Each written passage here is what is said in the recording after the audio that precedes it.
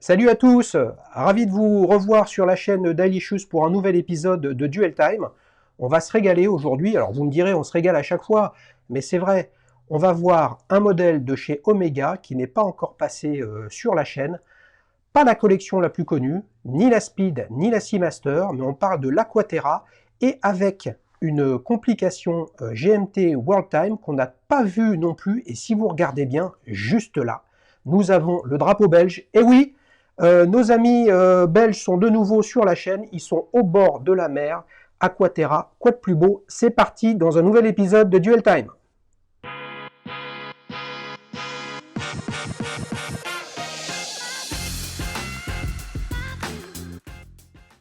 Salut Marvin, ça va? Salut Xavier, ça va bien, ouais, bien content d'être là avec toi. Eh ben écoute, c'est moi qui suis content d'être avec toi. Je suis très très excité que tu nous parles de cette montre. Je l'ai beaucoup regardé avec les superbes photos que tu as envoyées. Il y a plein de petits détails très très sympas. Tu nous viens d'où en Belgique? De Liège. De Liège? Liège, Liège, ouais, c'est ça, c'est une petite ville, c'est un peu la troisième ville wallonne comme ça, c'est, Ouais. voilà, Liège. Eh, bien Comme co- Raphaël, que tu avais Voilà. reçu dans Ah, sa comme poche. Raphaël avec sa Seiko Pog, hein. Vous êtes cyclistes tous les deux? Moi, je suis pas cycliste, non, non, non, non. Je nage, mais je ne fais pas de vélo. Eh ben écoute, ça tombe bien que tu nages, puisque on va parler de cette magnifique Omega Aquaterra GMT World Timer. Tu nous as envoyé des photos magnifiques. Vous pouvez croire que je radote, mais alors là, pour le coup, elles sont vraiment très très sympas. On démarre avec une petite slide où j'ai mis les principales caractéristiques techniques, hein, Marvin, mais ce qui intéresse les abonnés de la chaîne, c'est plutôt ton histoire à toi. Alors raconte-nous quand, pourquoi et comment tu l'as acheté cet Omega. Alors, cet Oméga, en fait, ça fait déjà plus de 2 ans que j'avais envie d'une Aquaterra, Ouais, sans avoir vraiment trop les moyens. Et donc, du coup, il y a 2 ans, j'avais acheté une Certina qui, pour moi, était un peu une compensation pour cette envie d'Aquaterra, mais j'arrivais pas à en être content. Donc, petit à petit, ben, j'ai revendu cette Certina. ouais. J'ai trouvé quelques bonnes occasions à faire. Donc, je me suis mis à acheter, un peu vendre des montres. J'ai eu des coups de chance extraordinaires sur Brocante ici en Belgique parce que en Belgique, il y a une histoire assez grande au niveau d'Omega. C'était vraiment une marque très répandue dans les années 70, 70, pardon, Tu sais et pourquoi? 80. Tu sais pourquoi ou Pardon? pas? Tu sais pourquoi il y Euh, avait, il y avait cette je sais présence pas forte exactement. d'Omega? Je ne sais pas exactement. C'est vraiment bizarre. Moi, j'habite une petite ville et il y a 3 AD Omega, quoi. C'est assez incroyable. Je pense que c'est juste la popularité auprès de la population belge d'Omega qui fait ça. D'accord, C'est, ouais. d'accord. Et donc, du coup, j'ai eu la chance de trouver deux, trois modèles un peu, pas vraiment rares, mais des modèles sympas sur Brocante pour des prix vraiment très bas. Et donc, du coup, en achetant, en revendant des montres comme ça pendant 2 ans, j'ai réussi à réunir le budget pour mon Aquaterra. Ah, c'est Ce qui m'a génial pris plus ça. de temps que Ouais. prévu en plus, que je voulais une Aquaterra de base à la base. Et puis, entre-temps, cette World Timer est sortie, un peu plus cher, mais voilà, j'ai fait l'effort Ouais. et Alors, voilà. puisque tu parles de prix, combien ça coûte une World Timer comme ça? Alors, une World Timer comme ça, chez un AD, sur le bracelet, je pense qu'elle vaut 8500 euros. Mais Ouais. je vais dire, je ne l'ai pas acheté chez un AD, je l'ai acheté sur le marché gris. Ouais. Donc, j'ai eu moi, je l'ai eu pour 6600. D'accord. Ok. Donc tu l'as acheté neuve. Oui, Et quand tu dis sur bracelet, c'est sur le bracelet acier qu'on peut voir sur les photos? exactement, exactement. Ok. Mais donc elle est livrée, tu l'as eu toi avec le bracelet acier, tel qu'on peut le voir sur cette image, et également sur ce Exact. bracelet que j'ai envie de qualifier de synthétique. Caoutchouc, ouais, Ouais. ouais. Il y a un bracelet caoutchouc qui est le bracelet qui va avec, que j'ai finalement commandé par après, Ah, d'accord. parce que, Ok. parce que le bracelet acier ne me convenait pas, Ok. simplement. Ok. Je Mm. comprends. Donc ce qu'on voit, c'est que t'es passé d'une montre à l'autre en faisant des petits bénéfices après petits bénéfices pour pouvoir te Ouais. payer la montre dont tu rêvais. exactement, Ouais. exactement. À quel moment tu t'es dit entre la Certina, d'ailleurs c'était une Certina récente ou une vintage? Non, une récente, ouais, Récente. une DS Action, mais celle qui n'est pas diver, donc qui ressemble un peu à une Aquaterra. Vraiment une chouette montre, mais voilà, D'accord. j'arrivais pas à en être Ouais. satisfait. Et à quel moment tu t'es dit, je vais acheter et revendre quelques montres pour me permettre de me financer ce projet? C'est-à-dire, tu t'es dit, c'est ce que je vais faire, ou tu t'es rendu compte que tu pourrais le faire et t'as essayé? Tu vois, comment ça s'est fait? Et ça s'est fait un peu par hasard. En fait, c'est sur une brocante. J'ai vu une boîte de montres et j'ai commencé à farfouiller dedans.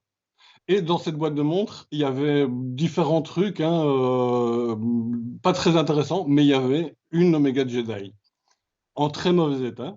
Arrête. Et je te jure, je Alors, te jure, ouais, mais bouge pas. Laquelle, les amis? Parce que je pense que il a fait un chrono, cadran gris, aiguille des secondes bleues.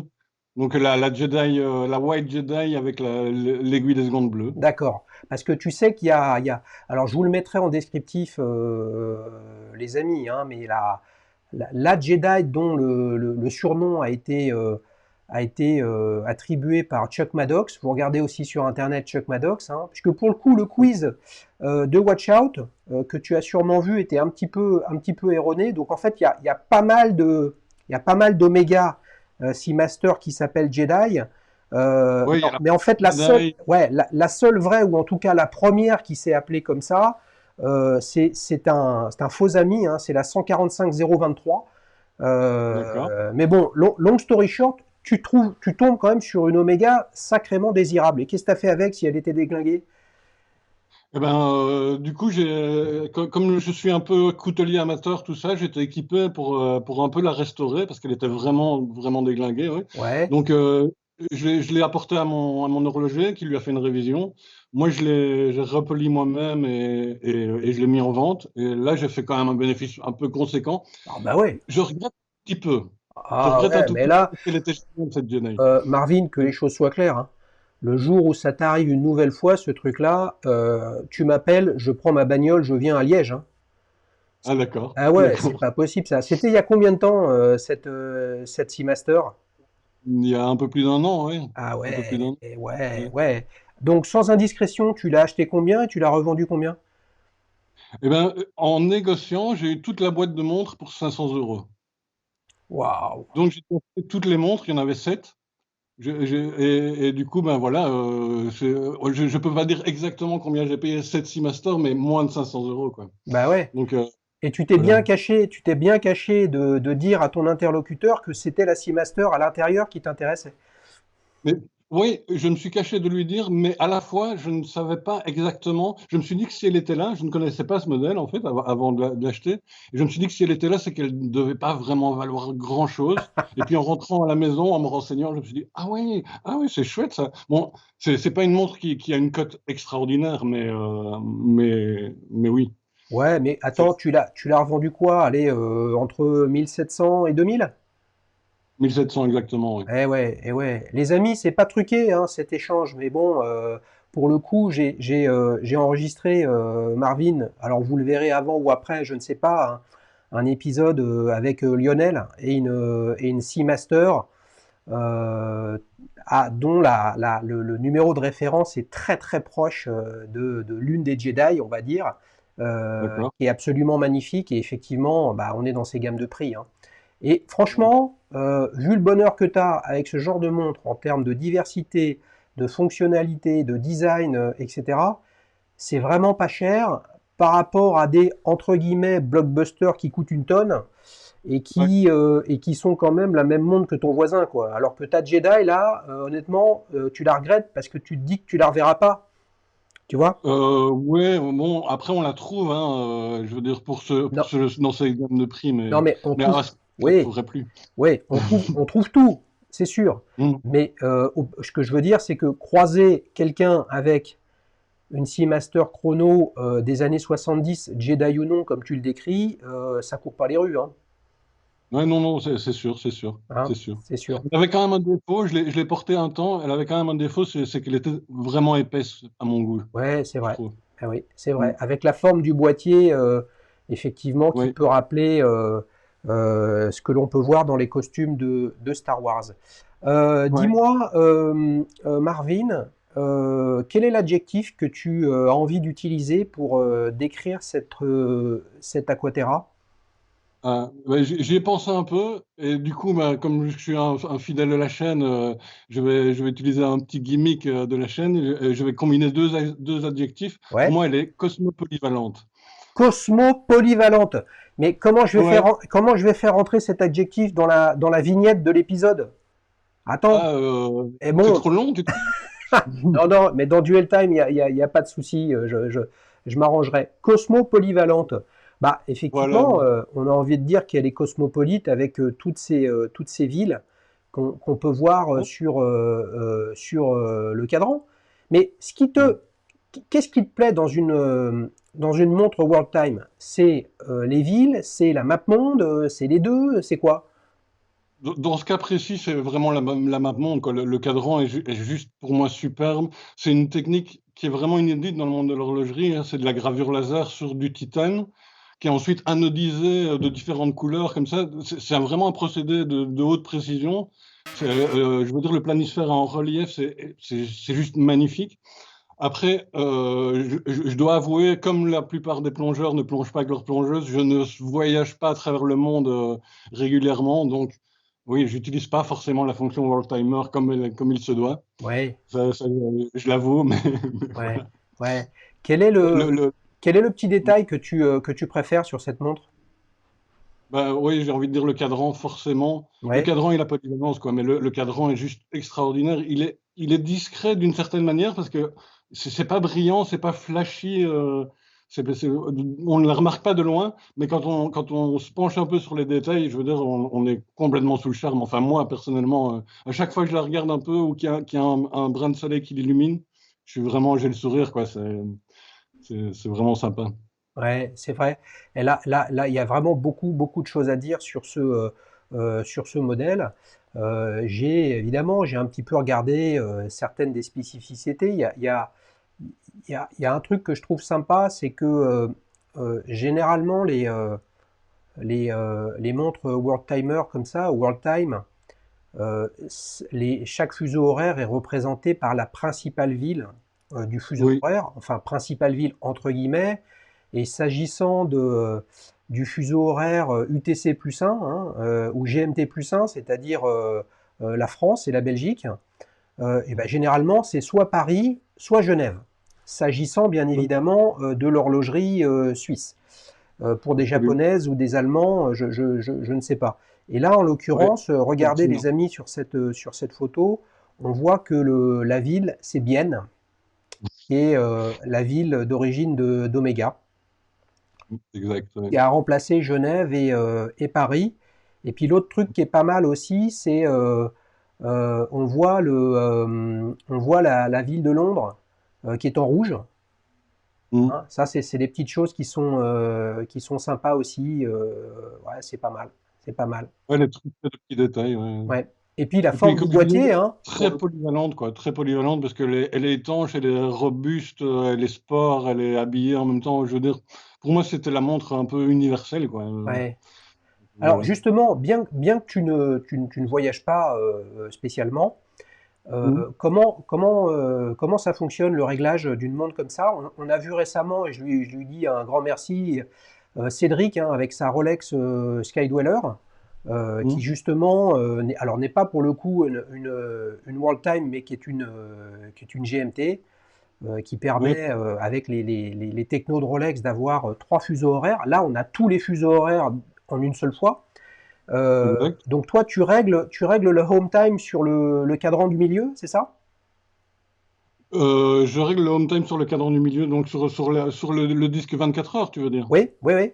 C'est ça que tu Oui, fais? oui, Ouais. exactement.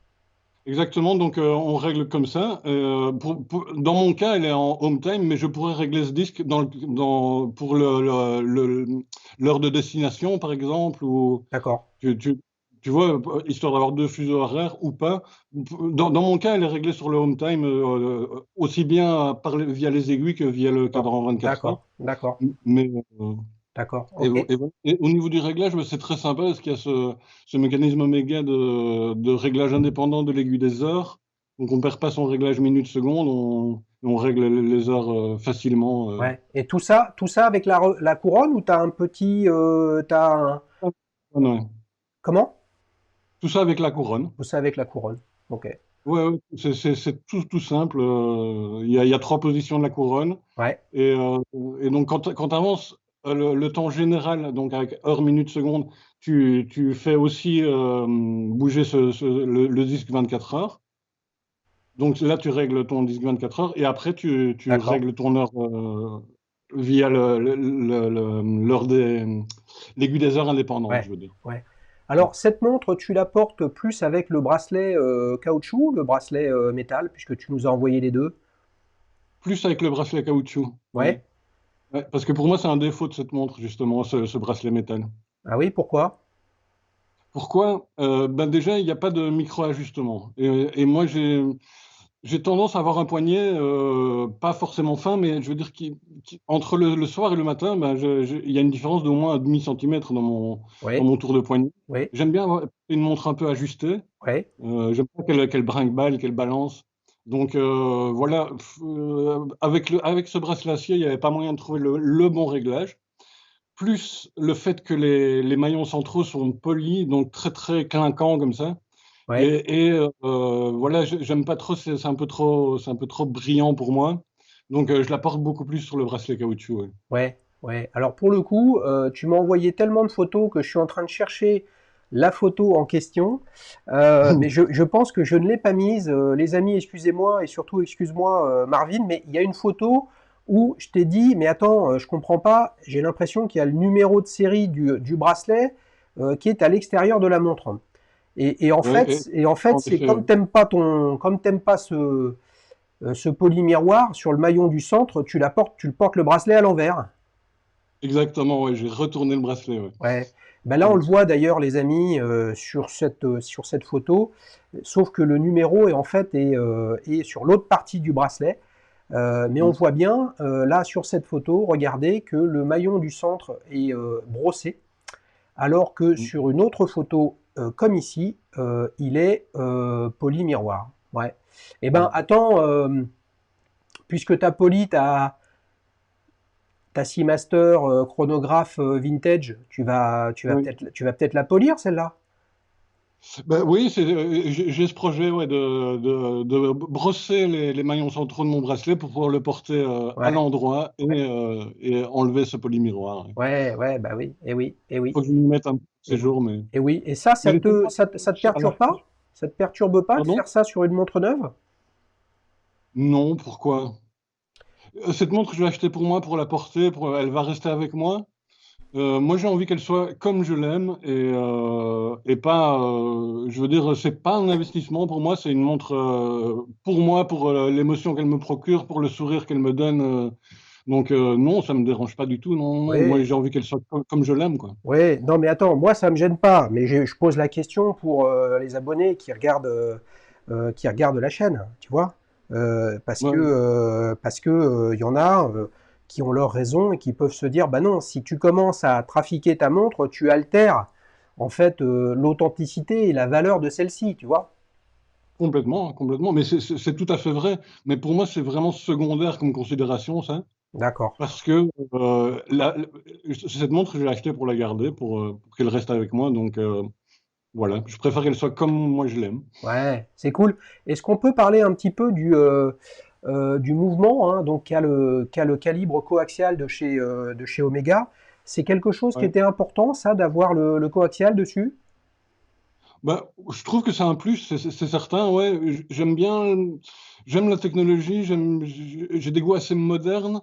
Et pour moi, c'était important d'avoir un calibre, oui, moderne, un peu. J'ai l'impression d'avoir un plus par rapport à d'autres marques, par rapport à un ETA de base ou quoi, d'avoir ce coaxial, double barillet et toutes les petites, tous les petits plus qu'il y a sur ce calibre, quoi. Ouais, donc t'aimes te projeter quand même sur les avancées technologiques qui sont proposées, même si au final, oui, ça la rend peut-être un petit peu plus précise, mais bon, c'est une précision qui est toute relative dans le monde électronique dans lequel on est, hein.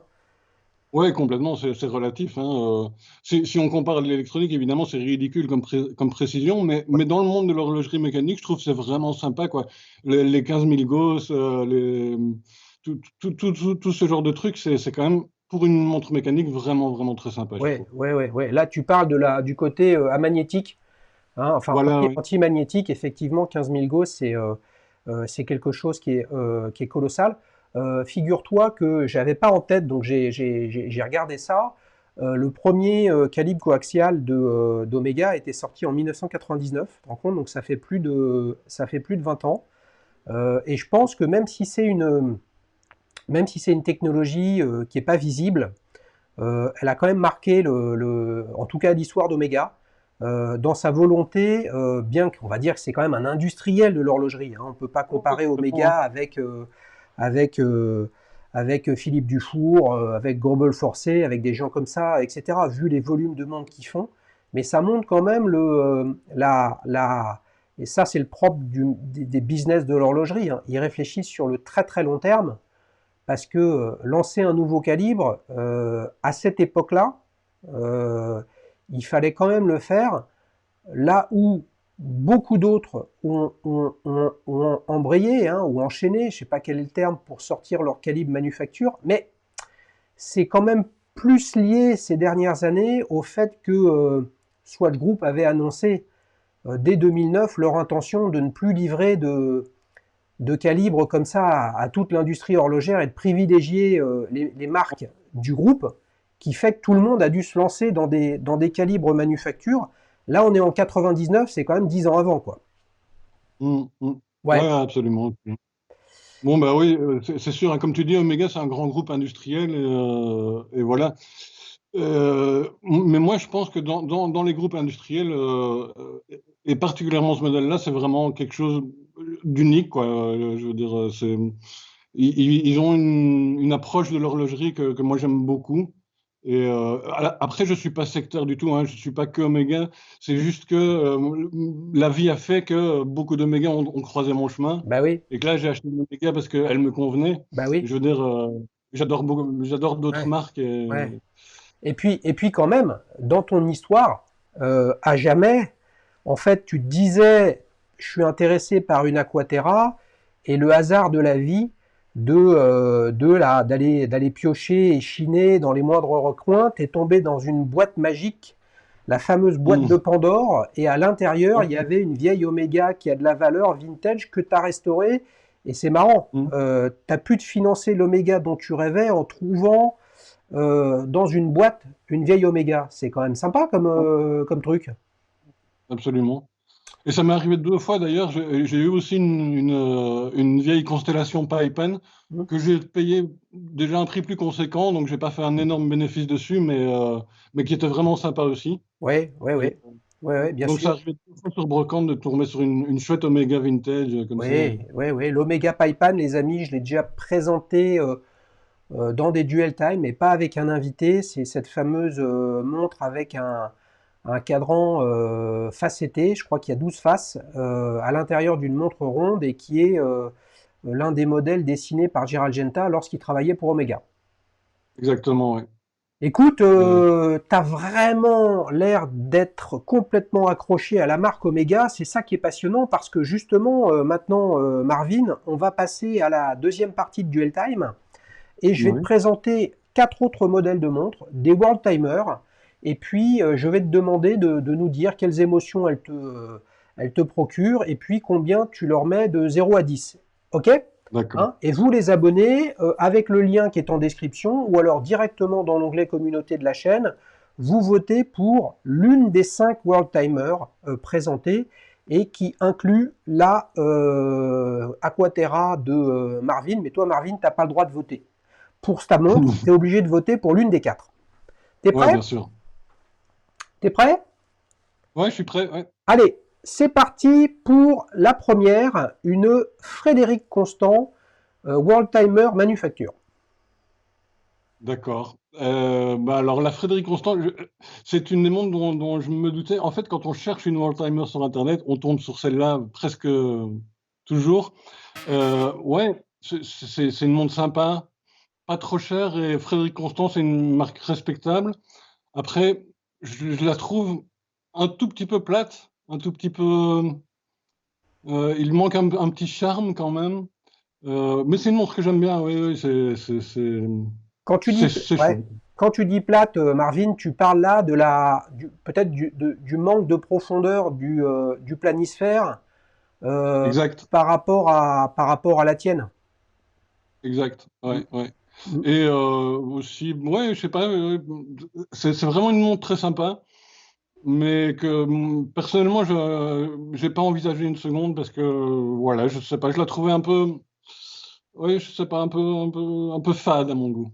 Ouais, ouais, j'ai l'impression que t'es pas emballé.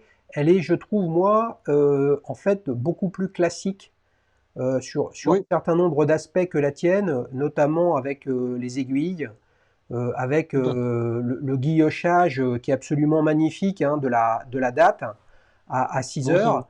Mais ça, ce sont des attributs plus classiques que sportifs, hein, on va dire, Marvin. Ouais, ouais, ouais, complètement. Mm. Complètement. Et moi, moi justement, j'étais un peu plus sur le marché pour une montre sportive. C'est ce que j'aime dans la mienne, quoi. Et donc, du coup, cette Frédéric Constant qui est très classique, c'est une très belle montre. C'est Ouais, juste pas, ouais, pas ma cam. ouais, ouais. Il y a une petite nuance aussi, je pense, c'est que le planisphère sur ton Oméga est vu depuis le pôle Nord. Donc Oui, mécaniquement, on ne reconnaît pas, un planisphère sur sur ton Oméga. Et là, on a en fait un cadran qui représente le monde, la planète de façon plate. Donc forcément, oui, ça nous aide pas à nous projeter et à nous interroger sur bah, qu'est-ce que représente qu'est-ce que représente ce cadran. Voilà. Donc ça peut être que ça manque un petit peu de poésie, hein, cette Frédéric Constant. Combien tu lui mets de 0 à 10, Marvin? on va partir sur un. On peut prendre, on peut mettre des demi-points, 5,5, un truc comme ça. Oh, tu sais, il n'y a pas de règlement, hein. Il y a des trucs, mais il n'y a jamais de règlement. Donc tu fais comme tu veux. Alors, 5,5. 5,5 pour cette Frédéric Constant World Timer Manufacture. Les amis, je compte sur vous pour voter dans l'onglet communauté et évidemment liker cette vidéo et commenter si vous voulez que l'algorithme de YouTube se rende compte tous les jours que Daily Shoes, c'est la chaîne de l'émotion sur l'horlogerie. Alors, deuxième modèle que je te présente, une Montblanc Orbis Terraroom tout aussi intéressante. Alors, qu'est-ce que tu en penses? Alors, déjà là, je trouve qu'on a un peu plus de poésie, un peu plus de couleurs. Ça reste très classique. Hmm. Euh, mais ça me plaît déjà un peu plus. Oui, Euh, Montblanc, intéressant, hein, comme marque. Je trouve qu'ils font un bon travail récemment et tout ça pour passer un peu plus de la bijouterie à l'horlogerie comme ça et tout. Et, euh, et voilà, oui, ça c'est une montre déjà que j'aime plus. J'aime plus. La couleur, oui, malgré qu'elle reste classique, c'est ouais, déjà un peu plus poétique, un peu plus léché. J'aime bien, ouais. j'aime bien. Alors, tu as vu la différence sur celle-ci. Le cadran GMT est à l'extérieur hein, et non pas à l'intérieur. Voilà. Ouais. Je trouve que c'est quand même complètement différent. Et puis pour le coup, le fuseau horaire GMT plus 1 hein, ou UTC plus 1 est sur Paris. Et je ne sais pas si tu avais remarqué, mais sur la Frédéric Constant, il était sur Genève. Ah oui, ah oui, oui. Eh oui, comme Non, quoi, j'avais pas remarqué ce petit détail, non. ouais, ouais, comme quoi c'est quelque chose d'intéressant. Combien tu lui mets de 0 à 10 à celle-ci? À celle-ci, on va dire un 6,5. 6,5. Ouais, Ok, ça marche. Et ben, on enchaîne pour la troisième proposition. Marvin, nous avons une Gégère Lecoq géophysique. ouais.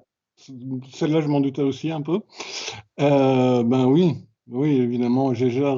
Bon, j'ai un petit faible pour Gégère, c'est sûr, hein.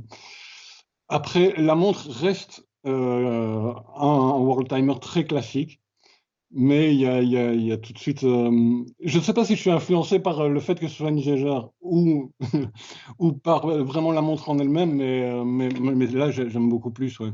Ouais, mais, quoi, Ouais, mais pourquoi? Parce que vu de loin, tu vois, vu de loin, on pourrait dire, bon, c'est les mêmes montres, hein. Je veux dire, il y a une map monde, il y a des noms de villes, etc. Qu'est-ce qui fait que, je comprends ce que tu dis sur la marque, hein, et d'ailleurs, les amis, dans le vote, s'il vous plaît, votez pour l'émotion et pour le design, et pas mm, simplement pour la marque, parce que là, on vous passe ces montres-là, vous avez 2 secondes pour les regarder, fondamentalement, c'est les mêmes. Donc, qu'est-ce qui fait que là, toi, en dehors de la notoriété ou l'attrait personnel que tu peux avoir pour une marque ou pour une autre, qu'est-ce qui fait que celle-là, elle te parle plus? qu'est-ce qui fait que celle-là me parle le plus? J'ai l'impression que les finitions sont plus raffinées.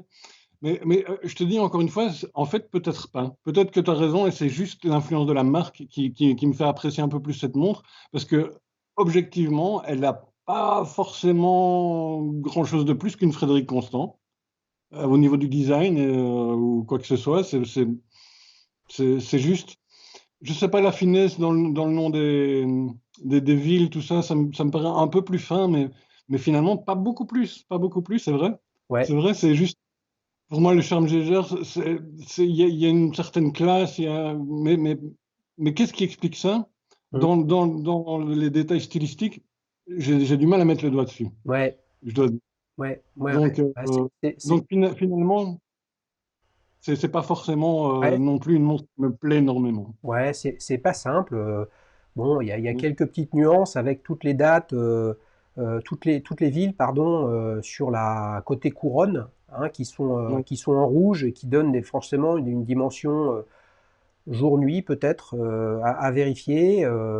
Après, il y a là sur le boîtier, bon, c'est une photo que j'ai récupérée sur le site de Gégère-Lecoutre. On a l'impression que les cornes du bas sont différentes des cornes du haut. Tu vois, elles sont très droites, les anses sont très droites et elles sont plus arrondies avec une forme différente. Est-ce que c'est un boîtier asymétrique?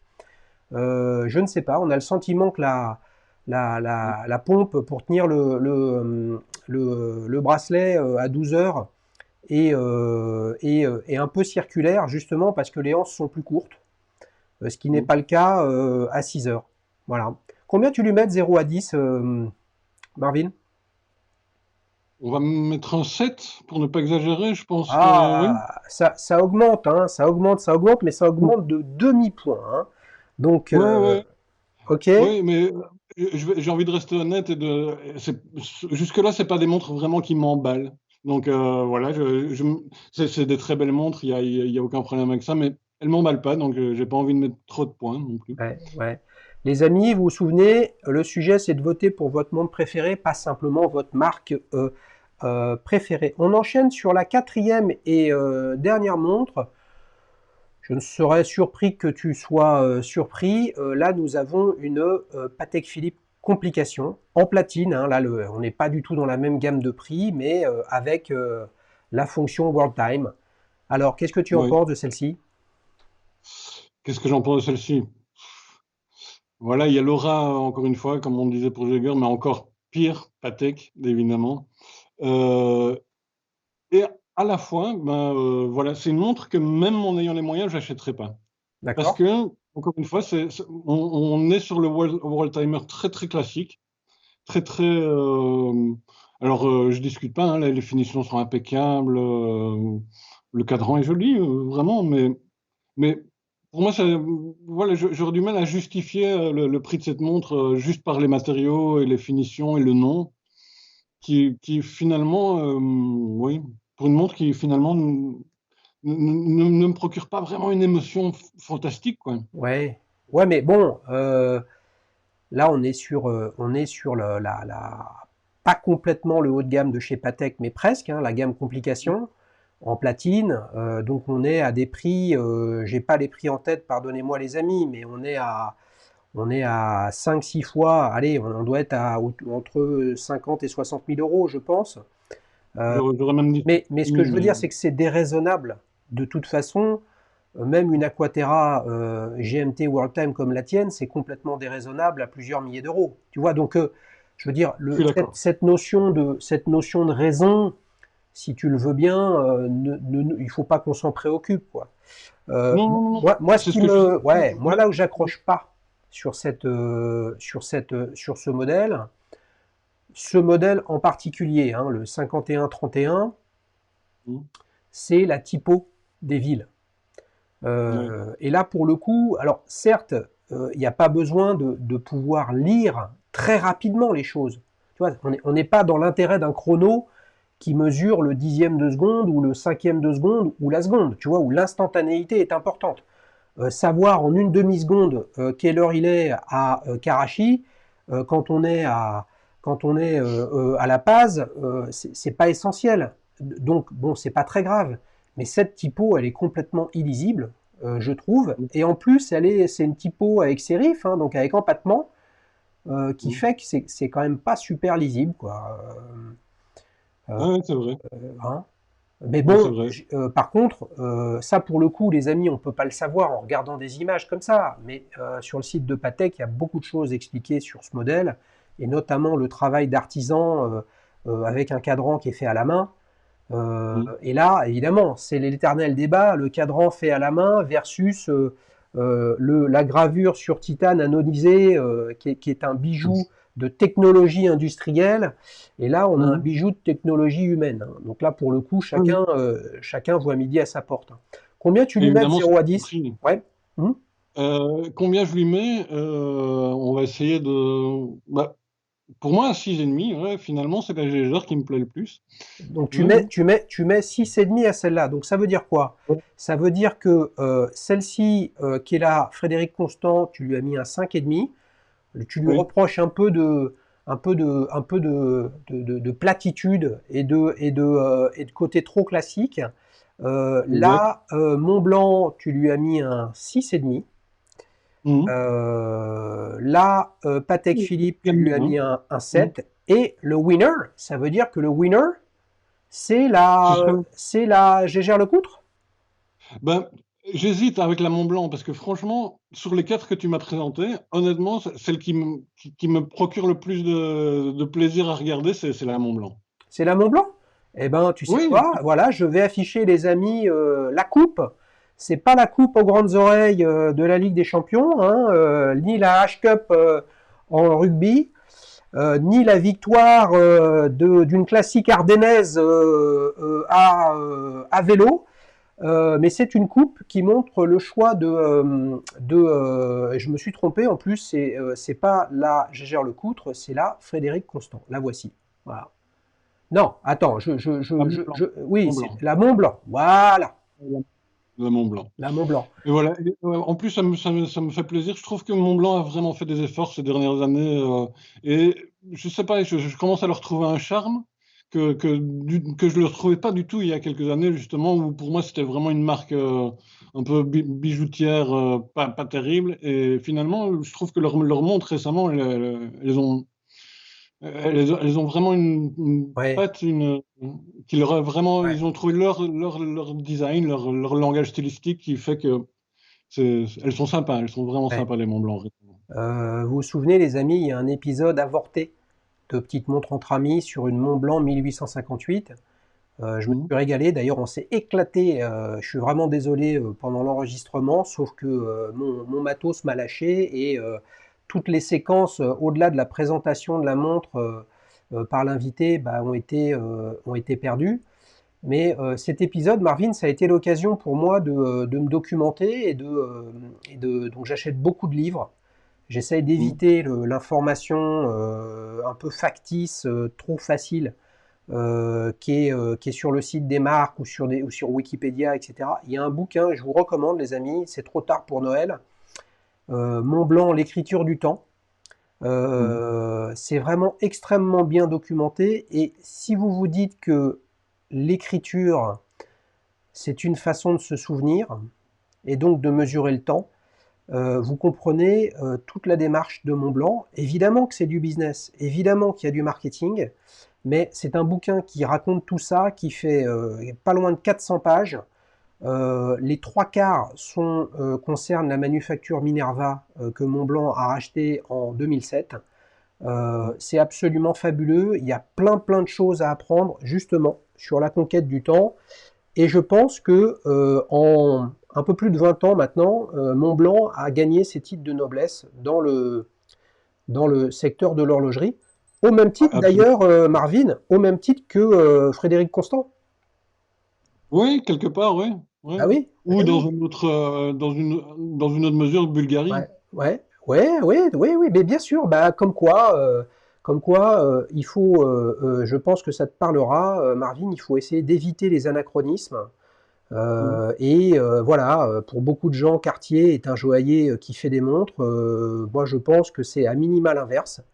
Oui, Voilà, Chopard est bien connu pour ses bijoux, mais était un superbe horloger également. Il faut laisser du temps au temps, et quand on regarde une montre, essayer d'éviter l'anachronisme de la juger avec le regard et les codes du marketing ou de popularité du moment. ouais. Ouais, Ouais, tout à et fait. ben Rester voilà. sur l'émotion. Hmm. Vas-y.